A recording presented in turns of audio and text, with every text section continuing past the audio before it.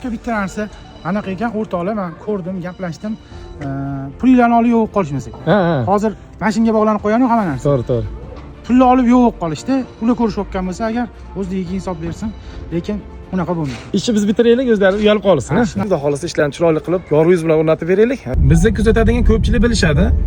Ko'proq aksariyat klientlarimiz znamenitelniy odamlar. Xalqimiz ardog'idagi xalq tanigan insonlarning ishlarini ko'proq qilamiz.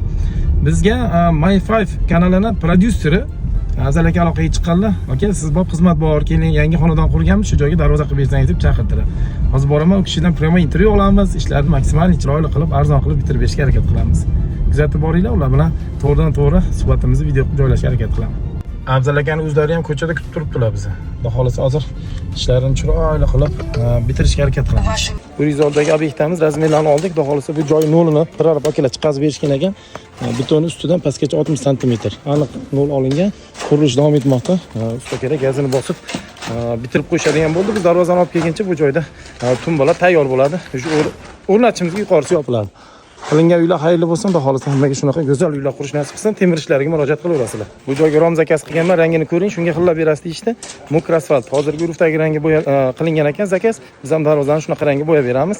Bu yoqda tom qismlari, akfa darvoza hammasi bir xil rangda bo'ladi, zamonaviy dizaynda. Chiroyli holatda afsona fason darvozaga zakaz qilishmoqda. Darvozamiz bo'yi 3 metr, endi 348, kichkina eshigimiz bo'yi 3 metr, 1.17 kichkina eshikka eni hisoblanadi.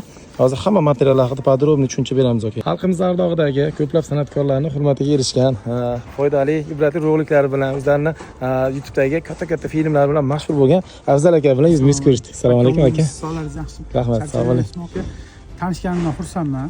Sog' bo'ling, salomat bo'ling. Xudo xolisa ishlarimiz manfaatli bo'lsin aka. Aytganingiz kelsin. Hammamizga foydali bo'lsin. Men to'g'risi aka ozgina dilim og'rigan joylari bor edi. Bir yaxshi inson sababsiz bilan tanishdik.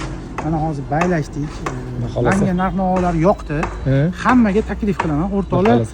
Men juda ko'p joylarga bordim, juda ko'p narx-navolarni surishtirdim, lekin bunaqa narxga hech kim chiqarib bermadi. Shuning uchun hozir mana akam keldilar, o'lchadilar. Hozir hamma narsasini kelishib oldik. Hamma o'lchovlar chiqdi. El yurtnikidan pastroq narxlaringiz. Men hayron qoldim aka, to'g'risi. Men chunki Namanganga borib ham qiziqdim. Shuning uchun sizga ishondik endi aka, o'zimizni. Xudo xolasa ishonch oqlaylik, biz ham yorug' yuz bilan chiroyli o'rnatib beraylik. Xalqimizga manfaatli holatda chiroyli bitta reklamalar qilib berasizlar, yondirib. Chunki el hurmatdagi odamsizlar. Alloh xayrli qilsin. Bu qurgan uylaringiz o'zingizga xizmat qilsin, yaxshilik, yaxshi kunlarda biz ham darvozalarni chiroyli qo'yib beraylik aka. Aloqaga chiqarasizlar, temir bo'yicha ishlarni chiroyli bitirib beramiz.